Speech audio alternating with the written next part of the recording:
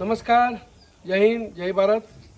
Gujarat paramilitary संगठन जो भी चीज़ दिखाते हैं वो सत्य हकीकत होती है।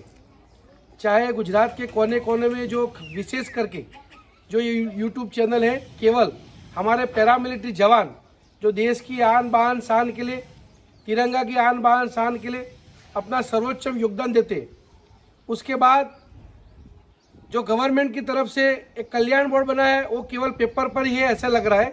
और ये संगठन लगातार कोशिश कर रहा है कि प्रशासन और सरकार तक सच्ची हकीकत सामने आए। उसमें मैं खास करके हमारे नागरिकों से अपील करता हूँ कि सेना के जवानों के लिए तो सारी सुविधाएं है, लेकिन पैरामिलिट्री भी एक तरह सेना ही हमारे देश की है, जो देश की सरहद की सुरक्षा, आंतरिक सुरक्षा, जो नीति नियम है उसके अकॉर्डिंग हमारे जवान अपना योगदान देते हैं। यहाँ पर हम आर्मी का किसी का विरोध नहीं करें, लेकिन जो पैरामिलिट्री का जवान है वो जो शहीद होते हैं उसके बाद उसकी उन परिवारों की क्या परिस्थिति है, उसके लिए पैरामिलिट्री के लिए ऑल इंडिया में जो कल्याण बोर्ड का निर्माण किया है वो निर्माण केवल पेपरों में ही है, ऑन ग्राउंड में, ऑन पोजिशन जो बोलते हैं ना, कोई अधिकारी उन परिवारों के देख रेख करने के लिए कोई फोन बोन होता है। तो आइए देखिए, हम यहाँ पर आज भिलोड़ा तहसील में, अरवली डिस्ट्रिक्ट, यहाँ जो वाकानेर गांव है उसमें हमारे जो पंड्या वालजी भाई है उनके परिवार की बहुत ही दयनीय स्थिति, करुण परिस्थिति है, उसको आप जरूर शेयर करना। आज दिन तक उनके परिवार की देख रेख के लिए कोई कल्याण अधिकारी ने उनको फोन भी नहीं किया। देखिए हम आज दिखाते हैं, आइए सर।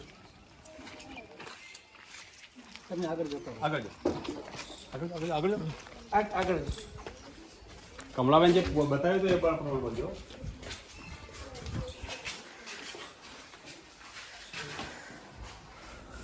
नमस्कार कमलाबेन। आज हमारे महामंत्री जनरल सेक्रेटरी जयंती भाई के चलते आपके घर हम लोग आज दिन हाथ पाएंगे कि जो वालजी भाई है वो बीएसएफ में जॉब कर रहे थे। उनके बाद उनका देहांत 2004 में वो रिटायर्ड हुए थे और कोरोना के समय में उनका मृत्यु हुई। उसके बाद कोई हमारे जो राज्य कल्याण अधिकारी बीएसएफ आईजी साहब है और आपके इस डिस्ट्रिक्ट के जो जिला कल्याण अधिकारी हो, डीआईजी, सीआरपीएफ, अभी जो धर्मेंद्र साहब है, जो भी हो अधिकारी वो है। क्या आपको कुछ पता है इसके बारे में? नहीं सर, मेरे को कोई पता नहीं है, कोई आता भी नहीं है, कोई जाता भी नहीं। अभी जो कैंटीन कार्ड की जो बना रखा है उसके लिए सीआरपीएफ तो जगह जगह जाके उनके शहीद परिवार के कैंटीन कार्ड, आपके पास कोई आए ऐसे अधिकारी? कोई भी नहीं आए, किसी को मैं जानती भी नहीं। अच्छा सर, और आपका परिवार जैसे कुछ साहब भी जब उनका भी देहांत हुआ तो कोई डिपार्टमेंट की तरफ से, बीएसएफ की तरफ से कोई ना कोई आया होगा? कोई भी नहीं आया है। नहीं, आपने वो उनको इन्फॉर्मेशन आपको पता ही नहीं होगा कि कौन है? हमको क्या पता कौन है, कोई नहीं। नमस्कार, आप सब देख सकते हो कि आज हम वो वीर शहीद पंड्या वालजी भाई के घर पे आए। उनके धर्मपत्नी है, साथ में उनका एक बेटा है जो अभी उसकी शिक्षा का प्रॉब्लम, खुद कमलाबेन है, उनका भी देखिए प्रॉब्लम, काफी मेडिकल प्रॉब्लम है, काफी दिक्कत है।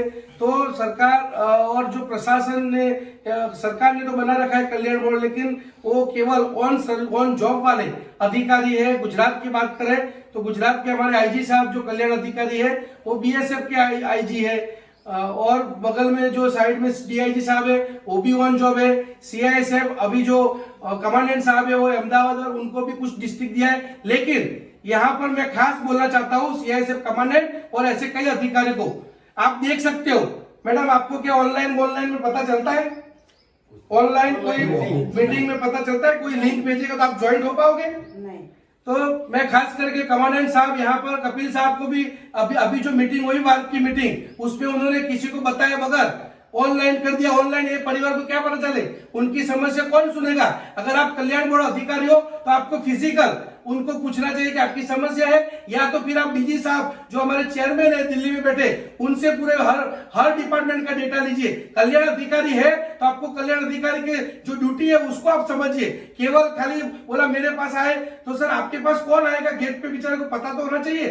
तो आप ये ऑनलाइन वाला सिस्टम तो पहले, सबसे पहले गुजरात में संगठन आपको आपके साथ सहयोग में है, तो गुजरात का जो संगठन है वो कल्याण अधिकारी साथ ऐसे परिवार की दुख तकलीफ आप तक पहुंचाने का काम कर रहे हैं। तो आपके पास जो अथॉरिटी है, आपके पास जो पावर है, उसका यूज करके इनकी समस्या दूर करने में आप मदद कीजिए। लेकिन आप बैठे बैठे ऑनलाइन कर लेते हो। सीआरपी का जो वहां पर जो कल्याण बोर्ड अधिकारी है उनको कितनी बार बोला कि बाहर बोर्ड लगाइए, लेकिन आज तक बोर्ड नहीं लगाए। वो बोर्ड ही नहीं लगाओगे तो किसको पता चलेगा कि आप ये सीएपीएफ के कल्याण अधिकारी हो।